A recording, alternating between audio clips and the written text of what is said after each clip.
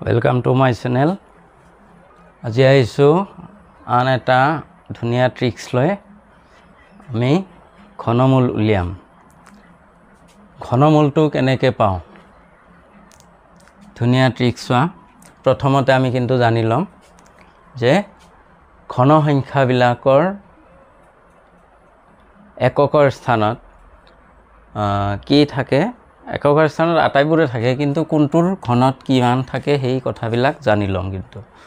এতিয়া চোৱা যদি 0 হয় 0ৰ ঘনত 0 থাকিব এককৰ স্থানত যদি 0 হয় 0ৰ ঘনত 0 থাকিব যদি এককৰ স্থানত 1 হয় 1ৰ এককৰ স্থানত ঘন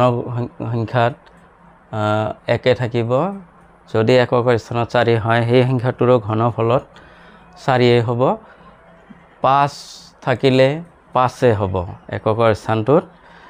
6 থাকিলে 6 হ'ব 9 থাকিলে 9 হ'ব এতিয়া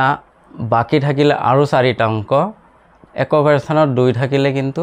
বৰ্গ ঘনফলত 8 হ'ব আকৌ 8 থাকিলে কিন্তু 2 হ'ব ঠিক তেনেকৈ 3 থাকিলে এককৰ স্থানত বৰ্গ ঘনফলত 7 থাকিব আকৌ যদি 7 থাকে তেতিয়া হলে কিন্তু 3 থাকিব গতিকে আমি এই কথাখিনি আগতে জানি ল'ব লাগিব যে কোনটো সংখ্যাৰ এককৰ স্থানত কোনটো অংক থাকিলে কোনটো অংক ঘনফলত হয় এইবিলাক কথা আমি আগতে জানি লম এটা আমাৰ 1ৰ পৰা 10 লৈকে ঘনফলবিলাক দিয়া আছে এইখিনি অবজাৰ্ভ কৰিলে কিন্তু আমি বুজি পাম যে এই অংককেইটা থাকিলে ঘনফলতো এইকেইটা অংকই থাকিব আকৌ ঘনমূলতো এইকেইটা অংকই থাকিব ঠিক তেনেকৈ যদি 2 থাকে ঘনফলত 8 হ'ব আকৌ 8 থাকিলে ঘনফলত 2 হ'ব এইবিলাক জানাৰ পিছত আমি কি কৰিম যে এটা সংখ্যা লোৱা 1728 ইয়াৰ ঘনমূল উলিয়াব লাগে কিমানৰ ঘন এটো গতিকে ঘনমূলটো লাগে আমাক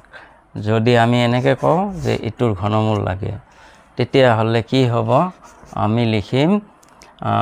এককৰ স্থানত 8 আছে যদি আমি নিশ্চিত যে কি হ'ব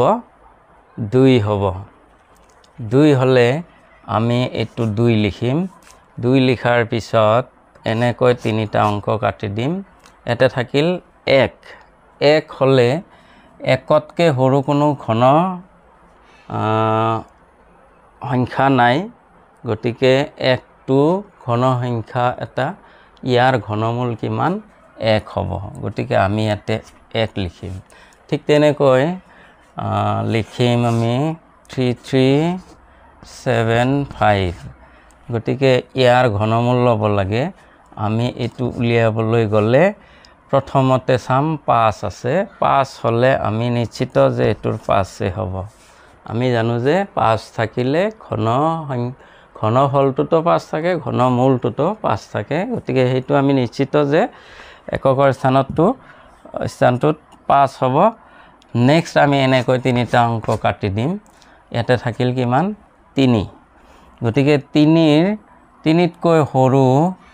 ঘন সংখ্যা কোনটো আছে 3টো ক'ত আছে এই 1 আৰু 8ৰ মাজত গতিকে আমি এটোতো নাপাওঁ আমি এটোত পাম যে ইয়াৰে ঘনমূল কিমান 1 গতিকে আমি 1 লিখিম ঠিক তেনেকৈ 9261 আছে ঘনমূলটো কিমান হ'ব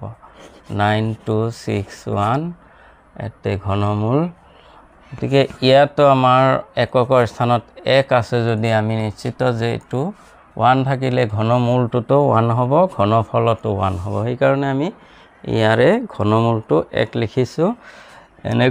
3টা অংক কাটি দিছো নেক্সট থাকিল কিমান 9 হলে 9ৰ ঠাইত আমি কিমান লিখিম 9 ক'ত আছে 8 আৰু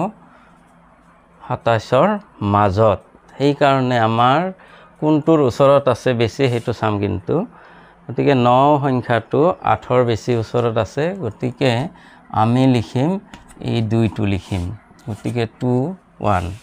গতিকে 21ৰ ঘনফলত কিমান পাম 9250 61 প্ৰমাণ কৰি চাব পাৰা আমি যদি 21ক ঘন কৰি চাওঁ 21 পূৰণ কৰিলে কিমান হয় 441 তাৰ লগত আৰু এটা 21 পূৰণ কৰিলে কিমান হ'ব 21 2 গুণ 2 4 গতিকে 441 লগতে 21 পূৰণ কৰি চাম আমি 1 গুণ 1 1 4 গুণ 4 4 2 গুণ 2 2 4 গুণ 8 2 4 গুণ 8 গতিকে কিমান হ'ল 16291 মিলিছেনে গতিকে আমি এনেকৈ যিকোনো সংখ্যাৰ ঘনমূল উলিয়াব পাৰিম গতিকে আমি এই ট্ৰিক্সটো জানিলে অতি সোনকালে 2 ছেকেণ্ডতে ঘনমূল উলিয়াই দিব পাৰিম যদি কোনো এটা পূৰ্ণ ঘন সংখ্যাৰ ঘনমূল উলিয়াবলৈ যাওঁ তেতিয়াহ'লে এই নিয়মটো কৰিলে আমি সোনকালে উলিয়াই দিব পাৰিম গতিকে আমাৰ বহুতো অংকত আছে এনেকুৱা গতিকে এই ট্ৰিক্সটো আমাৰ খুবেই ইফেক্টিভ হ'ব যদি আমি মনত ৰাখিব পাৰোঁ ঘৰত ট্ৰাই কৰিবা তোমালোকে নিশ্চয় মনত থাকিব আজিলৈকে আহিছোঁ পিছলৈকে আৰু এটা ধুনীয়া ট্ৰিক্স লৈ আহিম